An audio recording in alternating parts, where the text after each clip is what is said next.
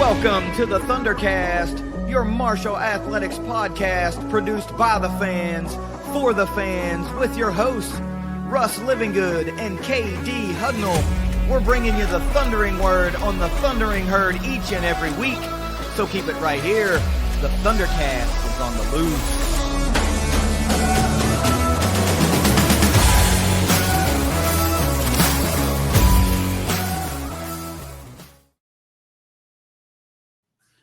Thanks for downloading another episode of the ThunderCast. You can follow us on Twitter at ThunderCast_pod. You can listen to the show anywhere you love to listen to your favorite podcast. And, of course, you can watch us on the ThunderCast YouTube channel. Now that we've got all the particulars out of the way, I guess I should say, while you're there, why don't you go ahead, like, share, and subscribe so we can continue to grow the listener base and the viewer base. We certainly do appreciate it. Russ, really quickly, before we get into the game, this happened to me today. We went and spent a few hours at Busch Gardens. Jennifer and I decided we wanted to go get some food, so we went a little out of the way up to our, Kyle Walker, start laughing now. We went to our favorite hot dog spot up in Brooksville, Florida, because they're the closest you can get to a legit West Virginia-style hot dog, so we drive out of the way to get it. Well, we're in there. I'm waiting to get our food. Jennifer goes and gets a seat. Comes back, she whispers in my ear, "Hey, there's some people in the back with some Marshall gear on." I was like, "Oh, okay, cool. I'll probably end up talking to them." Right? So I'm standing there waiting on the food. This lady walks up to get her food, and she goes, I didn't turn around. She's in my ear. She goes, "Hey, I love the hat." And then I turn around, and it's the lady wearing the Marshall shirt. I'm like, "Oh," we talk for a second, whatever. Then I go back. They eat their food. We eat our food. And as we're getting to leave, I turn and talk to them for a second, ask them if they live here, all that sort of thing. The husband, he's decked out in herd gear as well. And he's, we're just small talking. And he goes, "Hey, do you have a YouTube channel?" And I was like, yeah, we have a YouTube channel. He goes, "Man, I knew I recognized your voice." And I thought that was so cool. So, I introduced myself as of course, KD. I said, Russ is my counterpart. He still lives in Huntington and yada, yada, yada. But pretty cool, man. So I told them I did not find it surprising that A, West Virginians, but B, especially Huntingtonians, were in the place that you could get a hot dog most like a West Virginia-style dog. But anyway, let's get back into this recap from 75 week. James Madison was the opponent this year. Of course, the herd comes out on the wrong side of it this year, 35-23, dropping the herd to 4-5 on the year and 2-3 in conference. Tied for fourth now in the SBC East with Georgia Southern, who still remains on the schedule. But I got to say right out of the rip, man, what a great fan showing. 26,727 is the reported attendance in this one. Fan support has been there all season long for a really up and down season. I hope Tony Gibson and the crew and the players really appreciate that. We've not seen that remain this strong in a number of years, especially in up and down seasons. So the fan support is definitely there. Russ, I need you to do one thing. I'm ready to talk football, so we got to go ahead and pay some bills here. Let's get a word from Leasure Oliver PLLC. If you've been hurt in a wreck, call the law firm of Leasure Oliver PLLC. Found them at 304carwreck.com. Of course, before we can get into talking football, we've got to talk tailgate because you put on a big one, and we hosted our pals from the JMU Sound Off. We even got them on ThunderCast Live a little bit. Different setup for ThunderCast Live. Let us know in the comments, A, if you watch that, B, if you like the new setup versus the old setup, and if it played better, listened better, sound better, that whole thing. But talk about the tailgate. Looked really cool. Once again, it was flooded with a little too much purple, but hey, that's kind of what it's all about. We're a cool spot for everybody to come and hang out. But let's talk about that. Talk about that tailgate. Yeah, I actually told Jake Coons, the chief grilling officer of Dead Meat Society and JMU Superfan, I told him that it is customary to see a large amount of the other team's colors at our tailgate because we're so welcoming and we tell everybody, hey, make sure to stop by there. Mm-hmm. And when they hear they're going to come by and get free food and friendly banter and maybe they've followed you on Twitter running our podcast account, if they've listened to watch the show, maybe the specific preview against their team on their drive up or whatever, they want to come here. So we tend to draw a lot of fans from the opposing opposing team. It was great to see some of those guys. Hadn't seen them in a while. Steve Brown, that used to be on JMU Sound Off, was there. Brought a little something special, some JMU bourbon. I think I've had 3 different types that they produce now. Maybe it's only 2. But it was great to have the Sound Off crew. Mm-hmm. Michael and Taylor. It was great to have them. It's great to have Jake Coons there. Michael brought a friend up, got to meet him. They brought some other people that we have interacted with over the years on Twitter, and got to meet them for the first time. Taylor brought his son up, and he said his son had just the best college football experience ever. He got to go, and if anyone wants to listen to their recap, they did it earlier today, and it'll be out probably as we're recording here tonight. So you can listen to it tomorrow or today as you listen to this. He went on and on, I think he said, for about 8 minutes, talking about the hospitality that he was shown. Lewis Peak, who is very tied to the 75 team, and sits right next to me in the stands, took him and his son and a couple other people on a entire tour of the athletic facility complex. Took them over to the fountain, took them just about everywhere. They even got to meet Tony Gibson and take a photo. I'm sure you saw that on social media. So they just raved and went on and on about how great it was. Rachel on the Rocks on Twitter, she had commented that Huntington was a bucket list, and I think you had said you might no time like this November, and this was early in the year. And she was there, came by the tailgate and everything. So saw a lot of fans that meeting for the first time. They're like, hey, we watched and listened to you on the drive in, and they just thought it was great. And all that was possible by landscaping, by Hillcrest. And, of course, Chad wasn't there, but a ThunderCast Live powered by ignite.link, he makes all that work. Mm-hmm.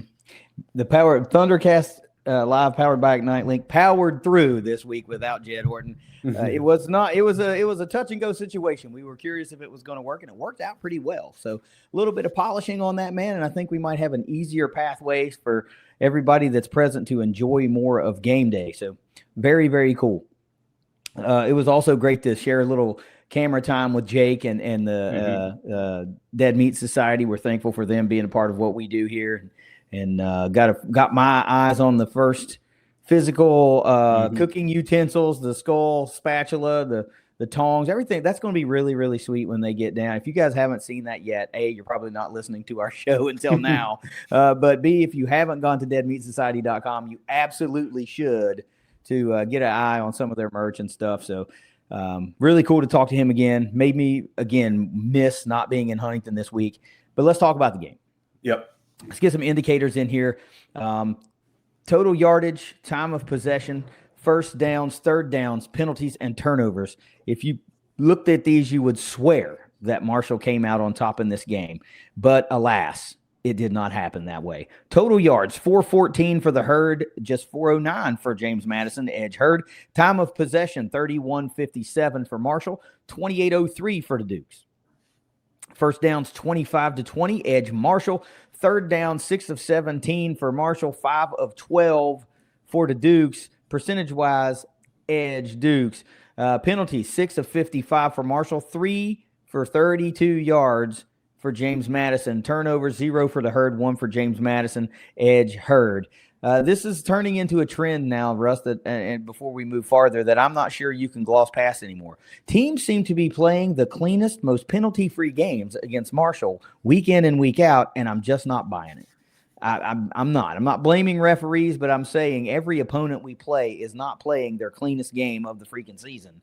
But yet we see these ridiculously low penalty calls for our opponents. And it sucks when that's another thing you have to overcome because you know that they exist. I think a lot of fans are seeing them when these plays are unfolding and they're just not being called. So that's tough to stomach. Let's get into our players. We'll see what they did, and then we'll get to some grades because, well, that's the fun part. CDRW, leads the way for the Herd, 16 out of 35, 154 yards and a touchdown, 23 carries for 73 yards with a long of 22 on the day. Antoine Roberts, 20 carries, his second straight 120-plus yard day with 121 this week, and a touchdown on the ground, good for 6.1 yards per carry with a long of 31.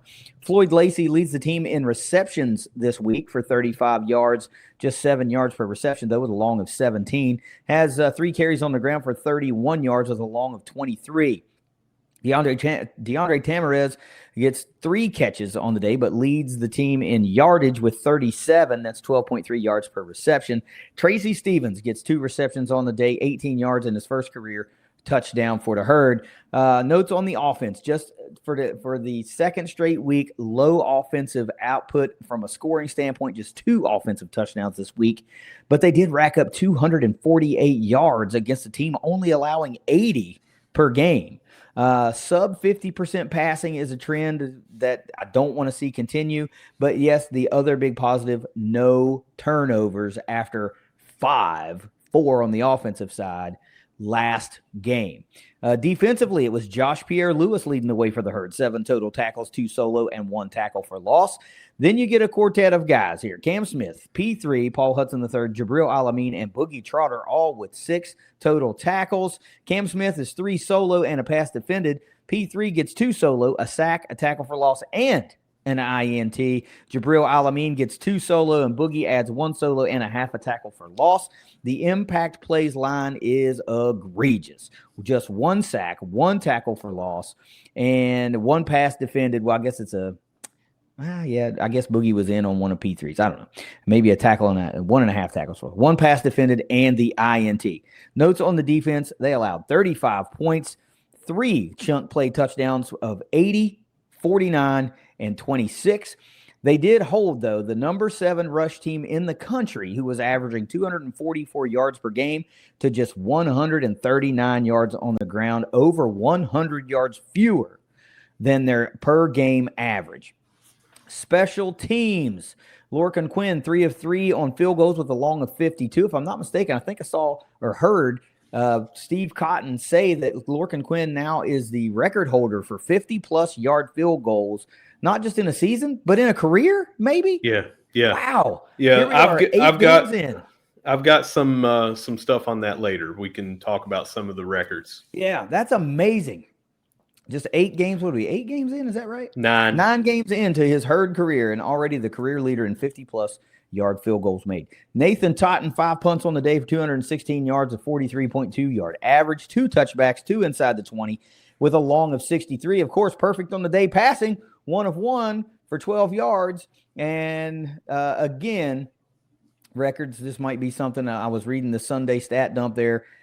Steve Cotton could not confirm as far as his research went, but he believes this to be the first pass completed by a Herd punter in 42 years. Since 1984, he had a confirmed.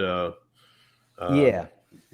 Now, he did kind of put an asterisk beside that, and I guess at some point Marshall had a punter that was a backup quarterback, but that's not what we're talking about. We're talking about a fake punt pass completion by a punter, I believe. Well, the reason he said that was until he could go in and look at the individual play-by-plays from the games in that other season in the 80s where the punter was the backup, that some of those passes could have come from a punt situation where he was back there and he threw, because, you would think that would be a weapon. Yeah. So he said right now it's up in the air. He's going to go ahead and say 1984 is probably solid, but it could be that other season, and I believe it was 87 or something like that. Yeah, but even if that happened, we're still not talking about the same thing, because respectfully, Nathan Totten is not a backup quarterback. Yeah. And then Xavier Turner-Bradshaw, 2 kick returns, 54 yards, 27-yard average with a long of 36. That was a beauty, hit at the right time, right before halftime, which allowed the Herd to put 3 on the board right before halftime. Let's revisit some keys to victory, Russ. What was your number 1 key to victory? Win the turnover battle decisively, even though we didn't turn it over once, and we did get them with the only turnover. I gave it an X because it wasn't decisively. I said that we needed to get several, and just really do it. We got 3 points off of that turnover. Still, it's better than them going down and getting 7 or them going down and getting 3. It was positive. I can't count that as a true win decisively how I was intending it. Yeah, true.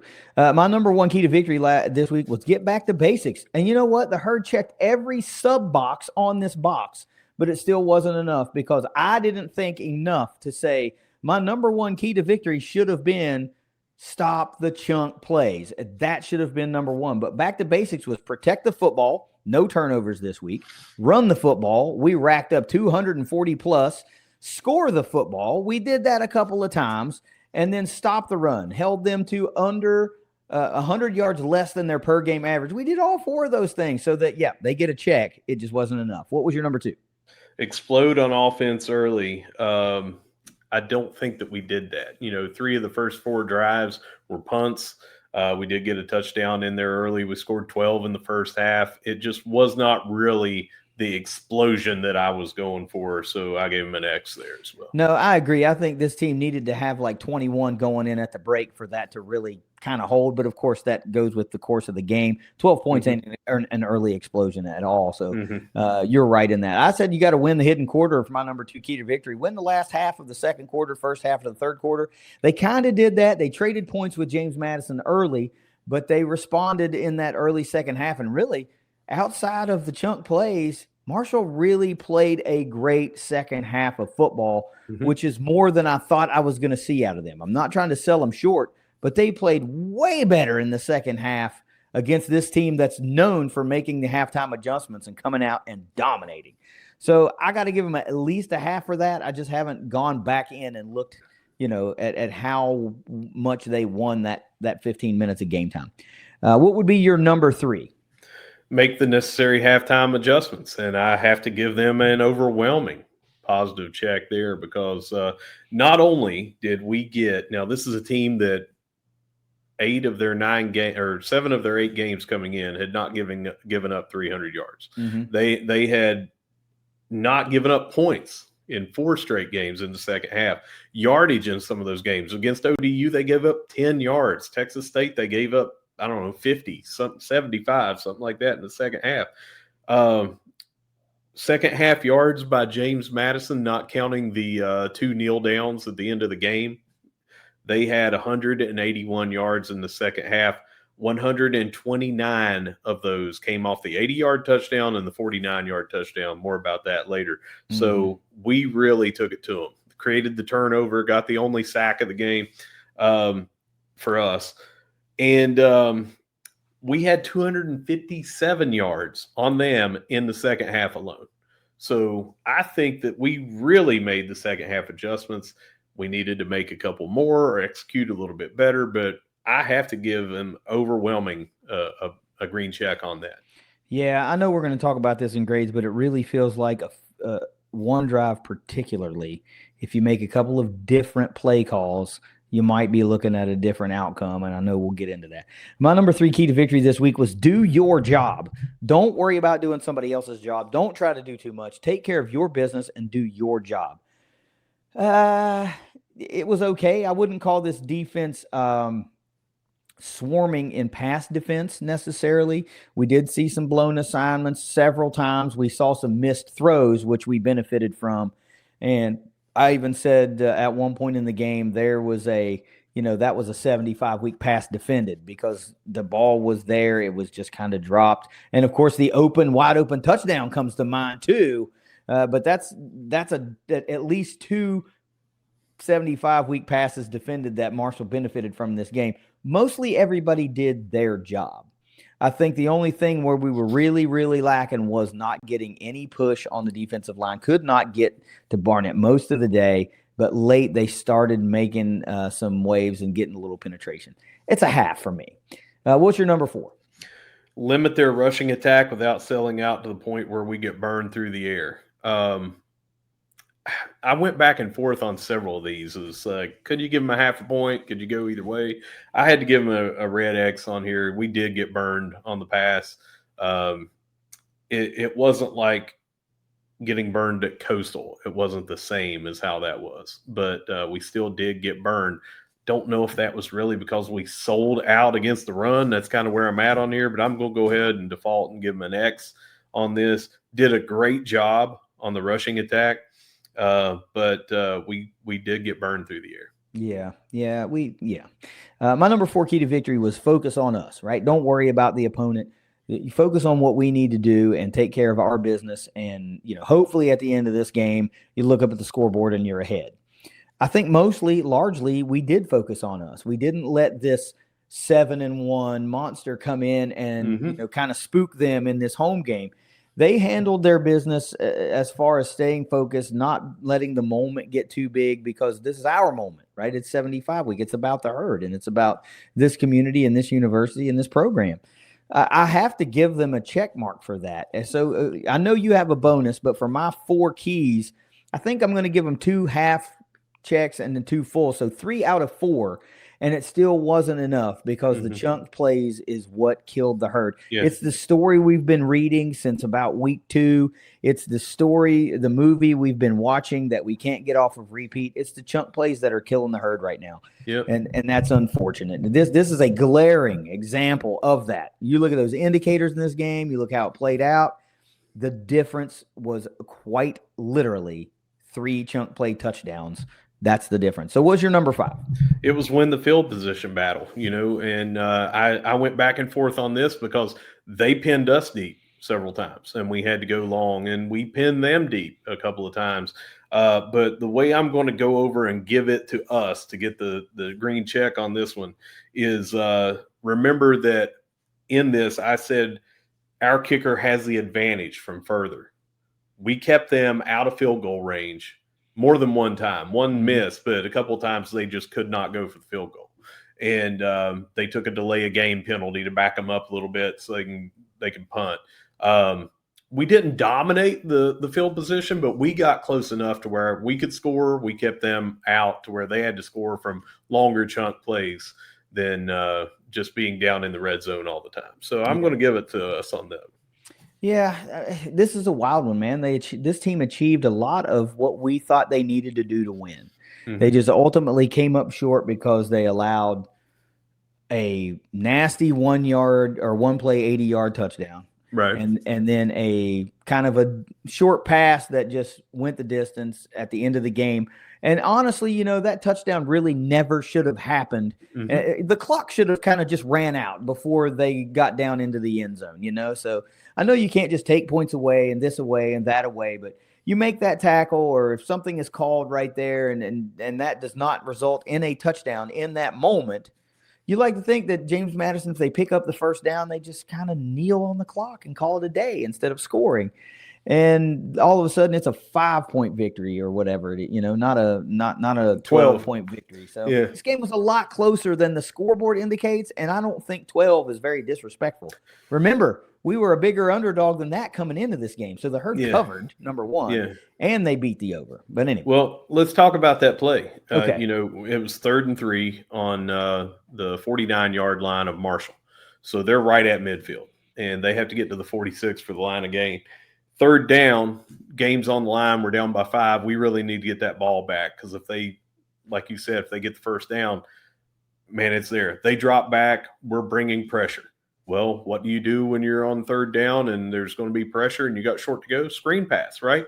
They executed it. They got it in the hands of the guy that is quick, shifty, top end speed, Wayne Knight. They did everything they needed to do. The problem is at the 37-yard line, Pierre Lewis, our defensive back, is right there to stop Wayne Knight, and it is the most egregious, non-called illegal block in the back that you'll see, not because it was one of these, I've seen more obvious pushes in the back, but because it was so far off the ball. How often have you seen it doesn't alter the play? The guy's 20 yards downfield, but it gets called back because somebody gets blocked in the back 20 yards away from the play. This was right as he was going to tackle, or at least slow down, hit, whatever. Go watch it. JMU football posted it. It got reposted everywhere on Twitter. It's in the highlight packages. On the 37-yard line, he gets pushed in the back as he goes to make the tackle, and it drastically alters his angle, and Wayne Knight just goes right past him, and he goes untouched, basically tries to kill another couple of seconds at the 1-yard line, but he gets hit into the end zone. Let's talk about what happens if that gets called. They back up. The touchdown's obviously off the board. It's still 28-23. It goes from the 37-yard line. You go push them back 10 yards. It's now still third down, and it's 3rd and 1 at Marshall's 47. They still have to get that first down right there. 2 minutes and 16 seconds left. You imagine where they're at right there. They're out of field goal range. They're going to use as much clock as they can. You've got the 2-minute timeout, though, and Marshall still has a timeout. We could get the ball back, theoretically, 28-23 instead of 35-23, to where we don't have to go down and score twice. You know, all we got to do is go down and score a touchdown. Don't even have to get the extra point, and we could have won that game. How likely is all that? I don't know. But we didn't get the chance because they didn't call the block in the back. And anybody that has played football, watched football, if you don't look at it through, well, that's my team, so I really don't want that to be an illegal block in the back. If you're honest with yourself, that's a block in the back. And it's sad that wasn't called. You talked about the refs earlier. I had a couple of different nitpicky things with the refs, but that one to me is egregious because he's right there to make the play. Again, we're not talking 20 yards off the ball. I've long said those shouldn't be called because it doesn't alter the play any. You know, I could see if that was like, well, you know, don't call that little ticky-tack stuff. That right there, the camera's on him. You know, they're following the ball. You saw it. I saw it. He gets pushed right as he gets ready to go make the tackle. He just gets pushed to the ground. Yeah.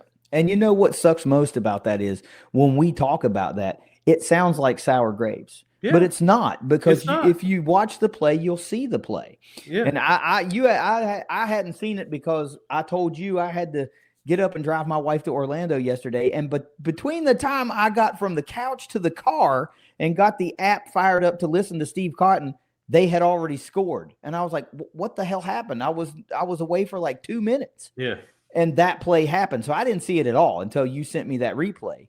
And then I was like, yeah, that really affected the play. That's kind of unfortunate, you know. And they had some other stuff too in real time. I was tweeting, I was watching. You guys obviously didn't see this at the game, but I watched a play in particular. Their wide receiver, I think it was DeGennaro. He was lined up off sides. Like, you know, they have the line on the field that you can see, the yellow line or whatever it is. His foot's all on that line. Like it's kind of like stepping on it, and they don't call it.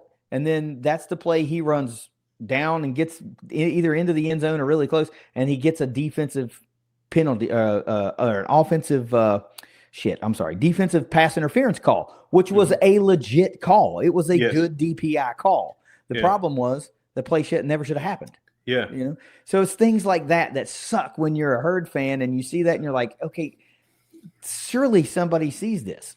Yeah. You know, and I don't want to get into a conspiracy theory thing where it's like, well, look, James Madison's got a playoff bid, which would mean a lot for the Sun Belt if they get it. I don't want to do that, like, because I know that's a lot to lose, and you don't, you know, it would be really easy to go down that rabbit hole. I would just prefer it if the refs would see things better when a team other than the one in Kelly Green has the football, you know, because like I said, this is not a one-game trend now. We've seen this several times in games, and it's unfortunate. It never seems to kind of go the other way. We've been talking for years about the Sun Belt refs, and that's when we got into the league. A lot of our new friends from other podcasts said, oh, you'll see this plenty. They do non-calls all the time or get it wrong, and yeah, unfortunate, you know. And if you're going to be bad on both sides. I mean, at least that's fair. You know, don't make it go look like kind of obvious that it's, you know, like that could have been called. We're just not gonna. And, you know, and then guys like we got called early on the third down. We had him off the field. It was a late hit out of bounds. That was bullshit call. Sorry, I watched it on replay. That was not a late hit out of bounds. But a few minutes later, CDRW is way out of bounds, and he gets hit. No call. So it's just frustrating. You know, I'm not blaming the refs for the loss. Right. Marshall still needs to make plays. Sure. Marshall still needs to be able to pick up a damn first down in crunch time of a game. That's Didn't right. do that. So I'm not blaming. I'm just saying, when it should not, all the breaks should not kind of always go to one team. Anyway. And you and I are both in agreement that James Madison came in and did everything that they needed to do to win this game. We're not taking away from their victory. I think some people online took offense, which you didn't mean that, but we have every right to say, hey, Marshall played very well in the second half. One of the sound off guys, Michael, he came out and he said, "You guys beat us on everything but the scoreboard." Right. And I mean, this is coming from someone who watches every snap of every play and other teams like we do, in preparation for this sort of thing. And he came from first words he said when he walked up to the tailgate after the game that's what he said. It's like, Russ, your team, man. He bragged on Carlos Del Rio Wilson. He bragged on our team and everything about how we got up for this game and everything. And I mean, we put 414 points up on this team. I wish. Oh, yards. That might have been a record. We'd have to check with Steve Cotton, but that might have been a record. Well, Steve, if you're listening, check in the Morrow library stacks and see if 414 would have been a football record. But no, we put up 414 yards on them. Yeah. 257 in the second half. Yeah. We scored on them in the second half for the first time in 5 games that they've given that up. They are an amazing team. We're not taking anything away from them. I'm proud of how we played against this team because it's one of the better teams that we've hosted in the last 5 years easily, that we've hosted, maybe even played on the road too, and we were right there. And if a couple of plays go differently, we could have won that game. Yeah. And it's mainly chunk plays. Yeah. 80-yard touchdown. If that doesn't happen, if it's at least you make them earn the drive, God, at least. I'm not saying they don't score. I'm just saying, like, God, dog it, man. Like the chunk play, one play, 80-yard drive. Damn it. And then the play at the end, if you get a call, if you make a tackle, if it, whatever, that pushes that to 12. And if it doesn't happen, maybe it's a 5-point victory. Right. But whatever. This is a good team. They're a good team. They're 8-1 for a reason. They're a good team. Yeah. They just did not dominate the way some of their fans would like to think they dominated this. They did not dominate. And other fans, fans that have been, fans of other teams, even if they went to Marshall. I'm not even going to say the dude's name. We give him enough clicks showing how much of a dumbass he is. But anyway, he said that we were going to get smoked, and there's people saying that we'd lose by 40-something. And a lot of our own fans said, 13.5, I was expecting it to be a bigger, with the way they're ranked and the way they played and the way they've dog walked a bunch of people. They destroyed ODU in the second half. I mean, they just came out and just piled on. I mean, it's 28-27. They won 63-27. Yeah. And then look what they did to Texas State. It was 27-20 at halftime. And then they came out and just dominated them. And we came out and really outplayed them in the second half. And we gave up a touchdown that should have been called back for go watch it. If you think that I'm crazy, go watch number 11 for us get blocked in the back at the 37-yard line as he's trying to make the tackle. It's not something that you can barely see or say, well, you guys didn't see it on screen, but trust me, bro, I saw it live, and it was over here on the sideline. Yeah, it was 50 yards away from the play, but there was a block in the back. No, it's right there on the camera. You can go watch it. And we gave up an 80-yard bomb, and props to them. One of the ESPN guys in recapping the game said, look at this offensive line. They gave him 4 seconds back there to make that throw. So, props to JMU. But we also cannot continue to give that up. And it's not like that's an anomaly against us. It's happened all season long. Every game. So you take those two away and totally different ballgame. Yeah. And you made that point. You made that point on Twitter, and someone took offense to it by saying, "Oh yeah, that's why they play the game, man. Oh, you're saying you got a 1/2 victory? Shut up, And I said, dumbass. why don't you just beat us then? And I'm like, Yeah, we have yeah, twice. yeah, So stop. yeah. Just shut up, You're dumbass. good. You're a good team. Yeah. This is a good team. It's Yeah, okay. excellent team. It's okay. It's okay that you had a competitive game, that you had to show a little moxie and Yeah, win. and you won. And you won. You won. Good You did God. it. You did a good job. And we, the Thundercast in particular, are going to cheer the hell out of your team. And we hope that you win the championship in the Sun Belt Conference and go to the conference playoffs for the Sun Belt. I'd be pretty happy to see them dog walk Southern Miss in a conference championship game, and go to a playoff.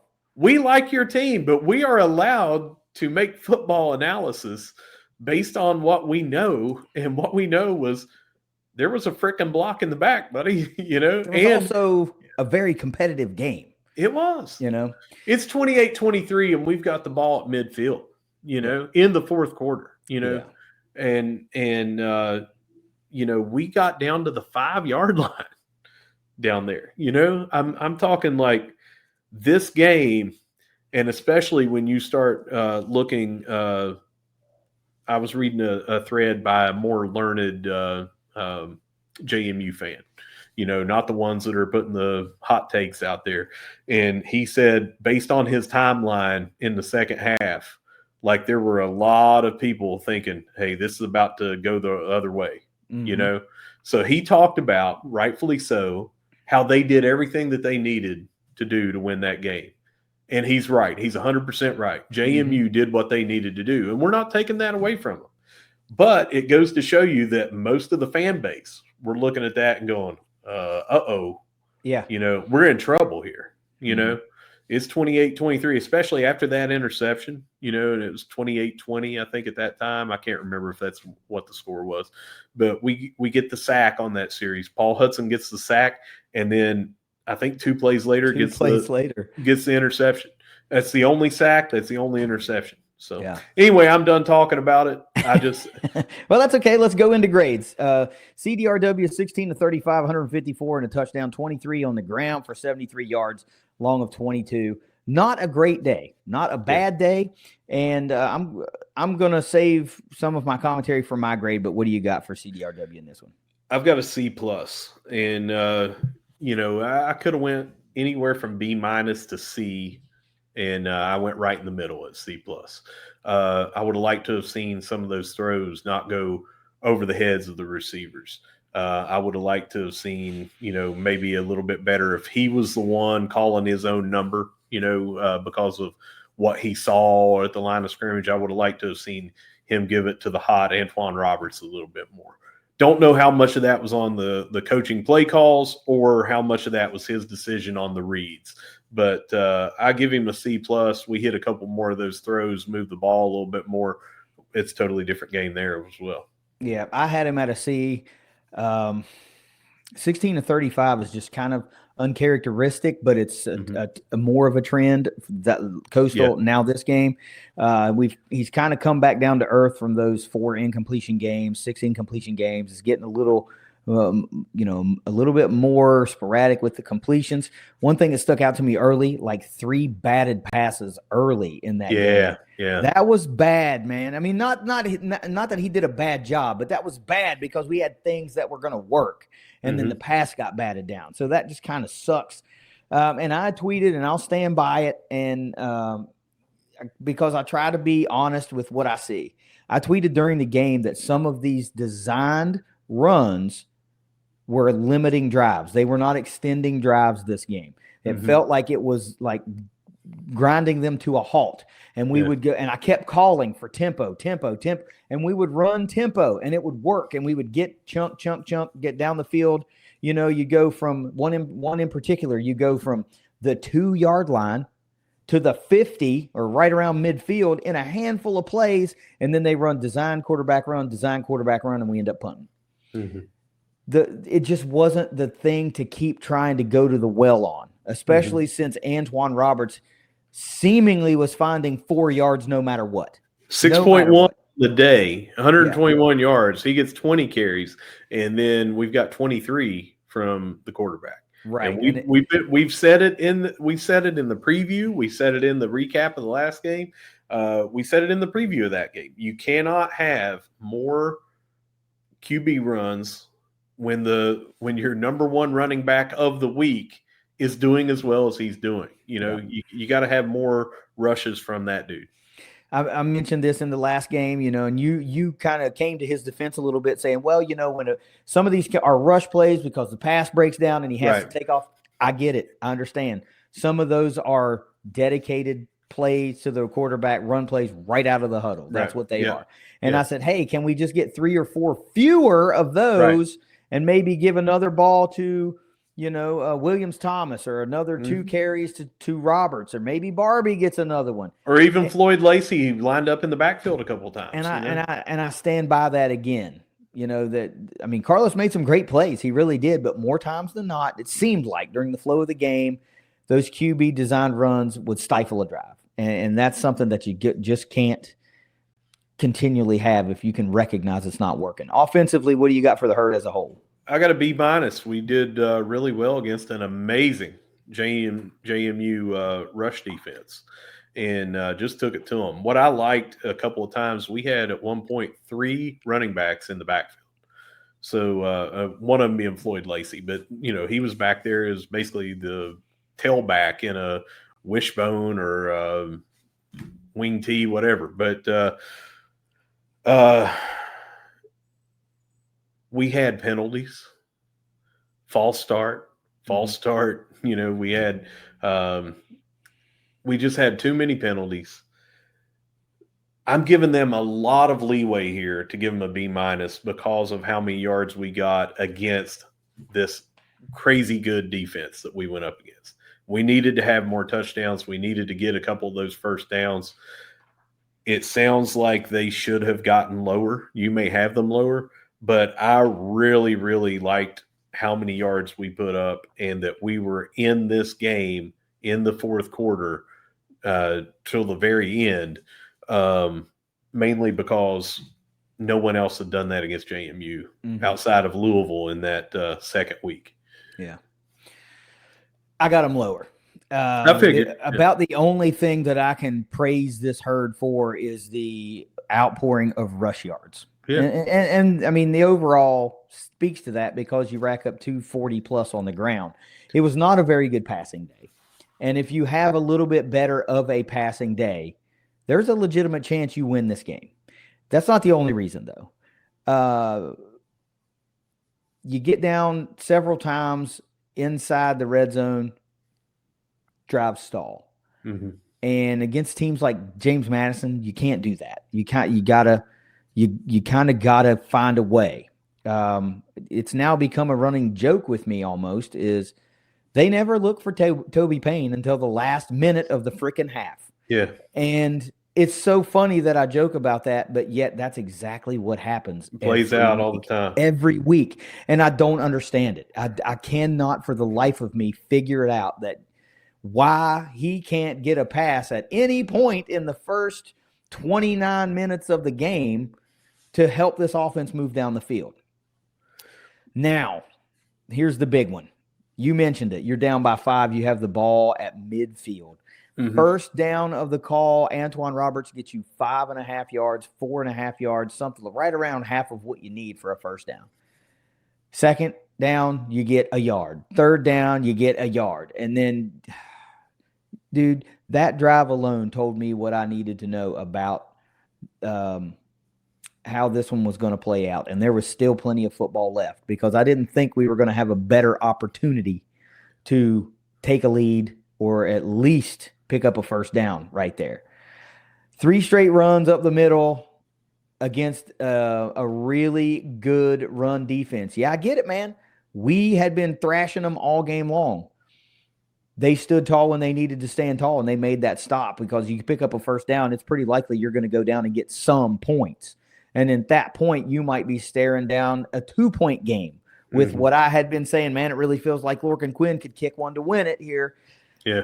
that drive alone, that really, really gave me a pit in my stomach, and that was enough to like sour me a You lot. you jogged my memory on also why I had them at B minus, and even though they were underutilized until they needed them, we threw to two different tight ends, Mhm. and Tracy Stevens, got a 14-yard first down, and then that 4-yard touchdown. Uh, Very clutch using the tight end there, and I thought we should have done that more, but I Yeah. had that more on the coaches, not the offense. So that's why it wasn't dinged here on the score for them or the grade for them. But Payne 3 receptions, Stevens 2 receptions, and combined from that 5 receptions and a touchdown. That's better than anything else that we had done from the wide receivers. Yeah. If you combine those two, there was no wide receiver that had 5 and a touchdown. Yeah. By the way, 3 receptions for Payne sounds like, oh, okay, well, they worked him in. Well, 2 of those came within 3 plays of one another in the last Yeah, minute of the half. And yeah. then early in the third quarter, they threw to him. I think Carlos had to scramble out and he just found Toby. I'm not a positive on that, but all 3 of those receptions came within about 7 minutes of game time across 2 Mhm. halves. He's not being utilized in a way that can benefit this offense. And I don't know why. Coming in, he was a first team All SBC tight end from some publications, at least a second team All League tight end. Wild to me, utterly wild. What do you got for the defense? B minus. I felt like we limited a team that had exploded on teams the last 2 games, that they seemed to be trending way up on what they were doing. And they scored 35 on us. But again, one of those touchdowns should have been called back, and they could have ran the clock out and had a 5-point game. And did anybody think they were only going to score 28 or 35? When you start looking nationally, most of the people were saying they might beat us by 40 some. They had exploded on everybody else. We held them pretty good. If you see their big touchdowns that they did, besides the Wayne Knight 3-yard run or whatever, it was those 3 chunk plays that they did. Yep, I've got them down a tad bit lower. I got them at a C plus. I don't like to be able to look at my paper and see a B beside the defense, even though they played really well in the second half of that game. Yeah. I mean, like particularly well. Still gave up 35 points. Yeah. And it's not like the offense set them up with turnovers and short fields to where you can't go, well, that was like a 10-yard drive for a touchdown. No, they earned all these. And the chunk plays alone drop it really, really low. So the other thing that factored into it really big for me was the impact plays line was just pretty bad. One sack, one interception, they come 2 plays apart. Essentially. So all of your basic impact plays come in a span of 3 plays. And then you're only able to turn that into 3 points. So, if you'd have had a 4-sack day, forced a fumble here, like you said, you needed another turnover mixed in there. Really did, to help try to win this game. They did a good job of tackling. They did a great job of limiting the run, holding this team 100+ yards under their average. But they gave up some chunk runs, which led to short yardage, a shorter touchdown run for Wayne Knight. And they gave up the big chunk plays. So C+ is about as good as I can get. And I'm really proud of the effort, honestly. I'm really proud of it. So a lot of my grade here on the offense and the defense goes against, if this was just in a vacuum, I would grade it lower. But it's coming in against a number 1 ranked rush defense, or 7th or whatever they are, and then also on their offense, how they've been exploding, and they're number 1 in rushing or number 7 in rushing, whatever. You got a bunch of, I think we said in the top 27 was the worst that they were ranked in a lot of these things. And that influenced my grades this week, that we held their rush so low. We rushed so much on them. Brother, we put up 3 times their average on the rush. So that influenced my grades. It normally does not. I look at it more like just our production, doesn't matter who the opponent was. But on this one, I felt like they did such a good effort against that. It influenced my grades. Yeah, I got no problem with how you how you justify and what you look at and what factors into it to you. Conversely, I just look at what we did, and about the only time I'm going to go, well, we were playing Georgia. You know what I mean? Like, that's different. But I look at this as a peer institution. So I think, all right, this is a Sun Belt team. Good for them for being like a one-loss team, undefeated in conference. Great. They're still a Sun Belt team that we should be able to mostly match up with across the board. I agree. At that point, it's like I say, you win the matchup. You beat the guy across from you. So I got no problem with how you do it. I do it differently, and sometimes I even look at it differently than that. Right. So that's the cool part about our show. We can do whatever the hell we want, but at the same time, we don't move the goalposts to always make ourselves look right. So special teams. Let's see. Well, one thing I failed to mention in the special teams, what did they do kind of categories? We picked up a 2-point conversion in this one too. So you missed an extra point. You picked up a 2-point. You completed a fake punt for the first time in 4 decades via pass, that is. And XTB had a really clutch kick return to set up 3 points right before halftime. What do you got for special teams? Also got to mention 3 field goals and a 52-yarder in there. And that is that's an A+ all around. I don't think, even though it could have factored in late in the game, that you got a missed extra point, and it's the first one in, man, I can't remember. 130 some or something like that. 117, 130. Yeah. All right. So let me tell you, here's where Steve Cotton comes in. He says, with his 52-yard field goal against James Madison, Lorcan Quinn became the Marshall record holder for the most field goals of 50-plus yards, 4 of them. Marshall Hall of Famer Dewey Klein was the only guy with 3 until now. That's the career record. Quinn has played 9 games. Not just 9 here at Marshall. He has played 9 American football games. And if you haven't seen the kind of football he played, Gaelic soccer or whatever, is not like soccer. It's like a mix of rugby, basketball, and backyard football, and then American soccer.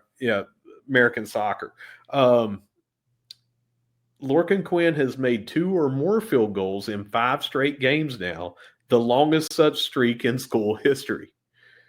The record had been 4 by Billy Malashevich in 98. I know you remember that. We were in school.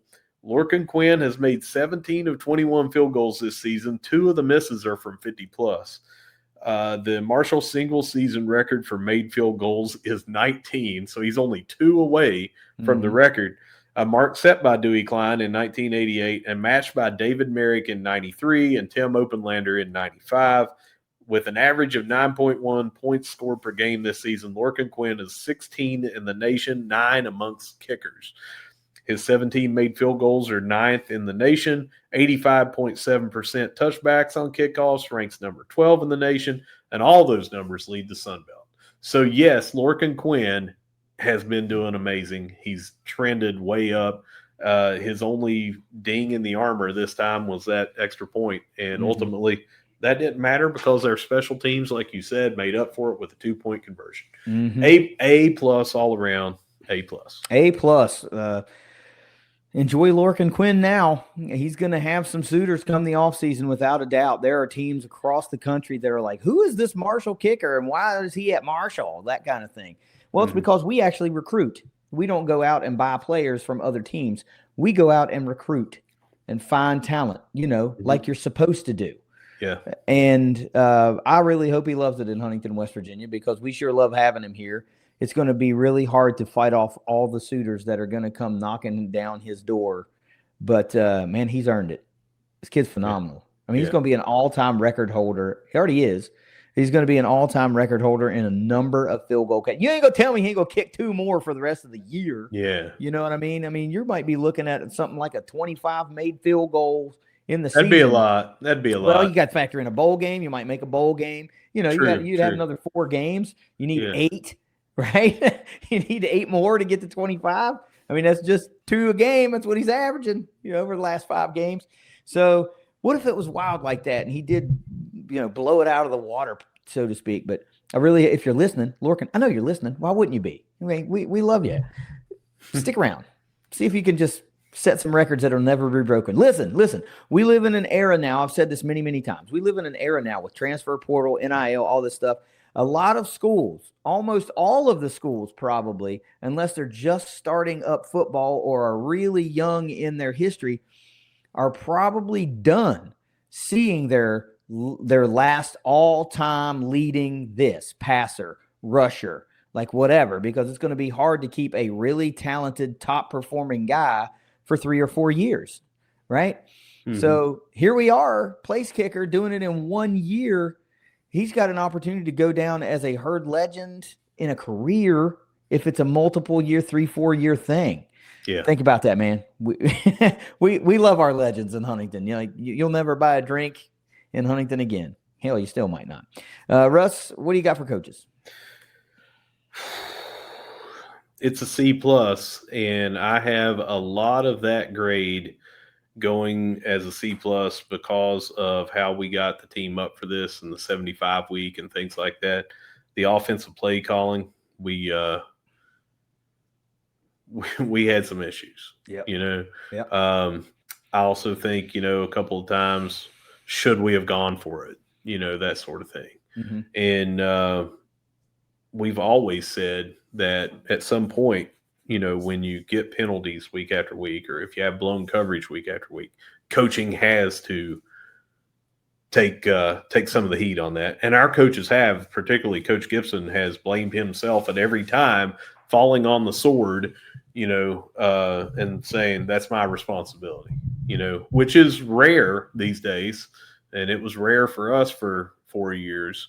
But we hear that from him all the time now. So I'm going C+ a lot because of what it meant for this week and how they did. But we had some issues that were glaring with the play calling, and you mentioned them earlier. Yeah, I'm not going to beat that dead horse.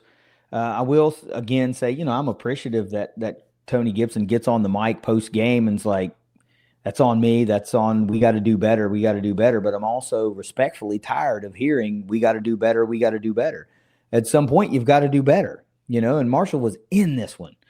They didn't have a lead and let it slip away late, that kind of thing. They were fighting to claw back and get a come from behind victory. But, the opportunities were there to do that, and we did not capitalize on those opportunities. And I don't think the urgency of the moment fully set in during some of those calls that came from the sideline. A lot of folks in the punt before the fake punt wanted to see the fake then and there. Mm-hmm. I did not, because I think everybody thought that a fake was coming. And I might be reading into it too much. I like to think that was a setup for the next time we might need to punt, that would be the fake. And that's how it turned out to be. I did not want to see it there. I thought, all right, James Madison's definitely expecting this. I mean, they know we got to do something. Nothing's working, so we didn't do it. A lot of the heavy lifting for me on the coach grade, which, by the way, I'm going to give it a C+ too. I think that's right as rain, comes from what the special teams did. Yeah. They did a hell of a lot right. Offensively and defensively, we did some good things. But you weren't aggressive enough from a coaching, a play call standpoint on offense in crunch time. I think we saw one misdirection run in this game, and those were working like unbelievably well against Coastal, and we didn't even see it, give it a chance that much in this game. Could have been working great. Roberts was running great anyway. Defensively, they more than held their own in the second half. It's chunk plays again. So it's the same old demons that keep popping up. And this week, the boost comes from an A+ special teams effort. It's a C+. And in 75 week, I got to give them a lot of credit. 70-some new players, getting them to buy in and understand legitimately what this means to this community. Because it gets tired when everybody in the country says, oh, it's special here. It's special here. It just means more. Mm-hmm. This means more. It's like it can't mean more everywhere, or it means nothing, right? But to get the true meaning of this game to come across, and this week to come across to 70 new guys, great job. Great job with that. The only thing that obviously you want to see differently is the herd come off the field with a win. Yeah. But it is what it is. It's a C+. What do you got for fans? Fans, I'm giving an A. However, there's something that I got to say here in a second. But the reason they get an A is the hospitality continues to get thrown around to where people come and they're posting about they can't wait to come back to Huntington. Yeah, that's the goal, baby. And we had 26,000 some for a noon game. You know, when you still have like, I don't know, high school playoff soccer, there's, a lot of different stuff going on. And we got to go, when it's a noon game, you compete more with those Saturday morning youth sports. Mm-hmm. And we still had a really good turnout, great tailgate atmosphere. When I was walking around, lines were long to get in.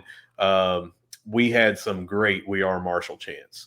Mm-hmm. And here's where I'm going to deviate for just a second. It's still not affecting the grade, but when they scored with 2 minutes and 16 seconds left in the game, there were a lot of people in my section, and I looked around and there were other people in other sections that were leaving. And when I was in college, I might leave, because, let's get an early jump on going to the bar. Or, man, this was like 3:00 on a Saturday. Mm-hmm. You don't have to rush to get home. You stay the last 2 minutes and 16 seconds of clock time. And let me tell you why you do it on this week. And if anybody has kids watching right now, kids, if you're on there, earmuffs. We don't do this a lot on this show, but the fucking 1970 team, those 75 that we went out to honor, you got up and left at 2 minutes and 16 to go just because they scored a touchdown. The game was not over. I've seen a lot crazier things happen in 2 minutes and 16 seconds when you just have to score, which can happen on any play. We could have ran the kickoff back and you wouldn't have even seen it. And then you're an onside kick, and is it unlikely? Sure. Does it happen all the time in college sports? Sure. And you got up and left. And I said something a little bit loud, but you can't turn around and tell everybody that's doing it, But we weren't talking about the student section that were trying to get to the bar. It was people my age and older that were getting up and leaving. And I'm sitting here going, of all games, the 75-week game, when we're sitting here and we're crying, I had tears when the video played. Every year, I don't mind to say it, I cry every year that they play that video, the intro video. And it's different every year, but it gets me because I know why it means so much. And we're sitting there and saying it just means more at Marshall. But I guess it doesn't mean too much when there's 2 minutes and 16 seconds if you can get to your car a little bit quicker to get out of the parking lot. What, 5 minutes quicker, 15 minutes quicker? Mm-hmm. Each and every one of you, it's not down here, but it's at Russ Living Good, 1S, 1G. Say whatever you want to me. My phone number's on the internet. You can call me. Shoot me a text. I don't give a damn. I talked to more than one player as they were walking past. They stopped at the tailgate, some with their families and stuff like that. And I just asked them if they notice. And they said, yeah, we notice. And I said, how do you feel about that? They said, it lets us down. If you care about Marshall University athletics, stay the final 2 minutes and 16 seconds.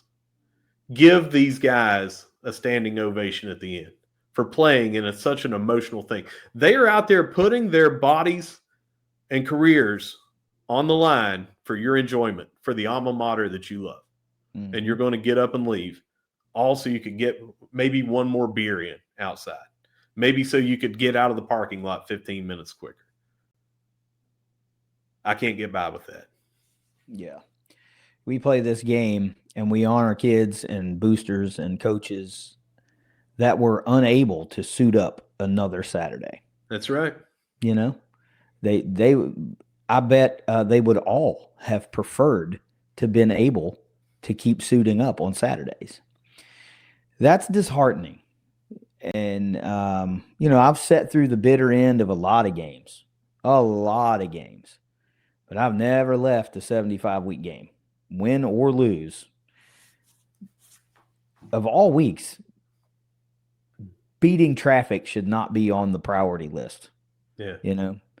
I don't care what you've got to say. Whatever. Your reasons are your reasons. Our DMs are open. If you got something to say, just go ahead and say it. Yeah. But, you stop by the tailgate next week and tell me in person. Yeah. And then I'll record it and we can take it to the locker room and you can tell the players that you support why you got up and left early when they said, yeah, it affects them and it lets them down. Yeah. That game wasn't even over. We're not even talking about I've seen games. You can find highlights this season of somebody winning with a higher deficit with a shorter amount of time. Yeah. It's crazy. Anyway, fan grade for me was okay. I get mostly the social media angle of things. People on both sides of this game were kind of had a lot to say about how great that the atmosphere was. And James Madison fans don't factor into our grade whatsoever. This is a Herd fan grade, but so many of them that were at the game were kind of a wow type thing. And that's kind of what you want, want people to, because again, it gets tiresome to just hear it means more. You need to see it and experience it and kind of get a better understanding. And if you take in the whole thing, you go to Spring Hill Cemetery, you go over on campus, you look at the memorial fountain and of course the statue out front of the stadium. If you do all that, you start to gain a little appreciation. Then you go inside and you see that intro, you see the guys come out in the sweet uniforms, beautiful helmets, and you're like, okay, I kind of get it. And then if you think, our team's really good, their team's really struggling, and then you fight a tooth and nail game like that to where a lot of you are going, Jesus, these guys what's going on here? Yeah. Then you really start to understand it, and then you see plays that don't usually happen. You drop a wide open touchdown pass. There's nobody around you. You drop the pass, and I don't know. It's like, geez, maybe what they're talking about, these 75-week plays really do happen. And they do. This week, it wasn't a blocked field goal that got returned for a touchdown, but it was, it kind of appeared on the defensive side a little bit. Some extra help there on a couple passes. The ball, P3 being able to track down that tipped ball and bring it in. And then, these things kind of happen. I can't say that doesn't happen every week. We've seen Big Paul take one to the heezy. You know what I mean? That's like, that's kind of his thing now. But that was a very athletic play. I think he's pushing Boogie now. They both got INTs for touchdowns, and he's. But I think the fans were pretty good in this game despite the loss. I don't think too many of them thought we were gonna keep it this close. Yeah. I think a lot of them were buying in to what they hear on SportsCenter or what they hear wherever they consume the experts. Yeah. Overall, what do you got for this one? It's an A, and it's because of the tailgate. It's because of 75 week. It's because of playing above expectations that a lot of people had, and it's just that entire thing that I got to experience that again. Yeah. When we get to the MVPs, I have to rush through these because I've got another obligation. But go ahead with whatever you think about the overall. I can't give any game an A unless you get a win, but this is as close to an A as you can get because it's 75 week. It just is. It's the most special game of the season, no matter who's on the schedule. It doesn't matter what the record is. It doesn't matter. This is the game that our schedule and our year is built around. And they're going to get a B+ despite coming up short. I can't do any better than that. Mine factor a lot into that tailgate or road trip. Factors in whether it's a home game or whatever is my overall experience. And, I can go down to Louisiana in a horrible loss that we had and still give that a high mark because of the time that I had on the road trip there and all that. So mine factors a lot. Yeah, I just get the TV experience most of the time. So it's all game for me. Offensive MVP, who'd you got? Antoine Roberts, 121 yards, man. 6.1 a carry. Got another touchdown. Moved the chains a lot. Yep. Next man up, it's Antoine Roberts. It was Michael Allen. He got hurt. Then it's been Antoine Roberts, and I love it. Who's your defensive guy? It's Hudson, man. Come on. He had the only 2 impact plays, and there was only one play in between them when he had them. I know. It's P3 for me, too. Yeah, when the guy's on, he's on. And I still, every time he has a great game, I still like to harken back to our preview where I think this guy might be the breakout, and I don't know why, but he's doing it in ways I didn't think I would see from. So I'm a fan. Special teams, who'd you got? Man, I had to split it. Quinn, another amazing game. Everything that I already read off about him from Steve Cotton's thread, but also Nathan Totten. He had 2 inside the 20, and he had 43 point whatever again punt average, and the clutch 4th down pickup. And if he would have just thrown it about 2 to 3 yards, we might have had a more special teams thing, because the guy's wide open, man. But it's a split for me between those two. So shout out to the long snapper for making the adjustment and making the catch. So that's right. Shout out. But I also split my special teams 3 ways. Lorcan Quinn, obviously, for all he's doing. Nathan Totten for the same reasons you just said, but I got to give a nudge to XTB for the clutch return that set up the field goal right before halftime. We needed that one. Next on the schedule is Georgia State on 11-15, the true 75-week game for the Herd, but it's going to be on the road. Georgia State's 1-8 on the year, 0-5 in conference, and this has got to be one we have to have. No ifs, ands, or buts about it. We'll have a preview in a few days. Russ, if you got anything else, let me have it. Whether you see us at the Vet, whether you see us at the Jack, whether you see us at the Joan, no matter where you see us, we're going to be saying, go Herd. Go Herd. It's the Thundercast. We'll see you guys later this week. Later.